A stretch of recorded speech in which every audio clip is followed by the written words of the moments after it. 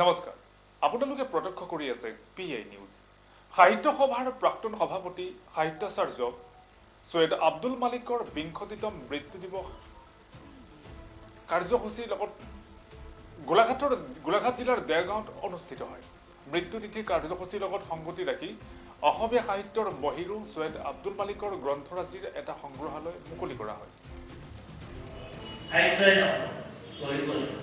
কিন্তু তাৰপৰ মানবতা যাৰ পাৰসেপশন ক্লিয়াৰ থাকে, সুন্দৰ থাকে।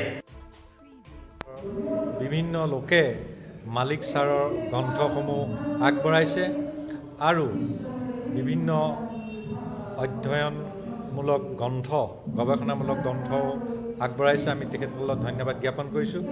আৰু এই সংগ্ৰহালয়ৰ যিখিনি গ্ৰন্থ ৰাখিবৰ কাৰণে বৃহৎ আলমাৰীটো অসম চৰকাৰৰ মাননীয় মন্ত্ৰী অতুল বৰাদেৱে নিজা খৰচত আগবঢ়াইছে। আমি তেখেতকো ধন্যবাদ জ্ঞাপন কৰিছোঁ। আৰু আহি থকা দিনবিলাকত দেৰগাঁৱত অসমীয়া ভাষা সাহিত্যৰ গৱেষণাৰ এক পৰিৱেশ ৰচনা হ'ব বুলি কৰিব পাৰিব বুলি কেন্দ্ৰটোৱে আমি ভাবিছোঁ।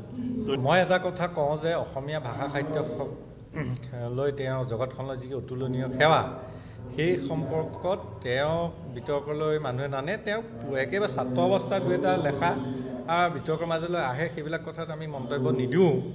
সকলো লেখাৰ গুণাগুণ একে নহ'বও পাৰে।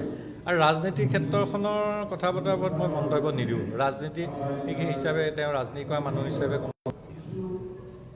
ঠিক আছে ন। বিভিন্ন লোকে মালিক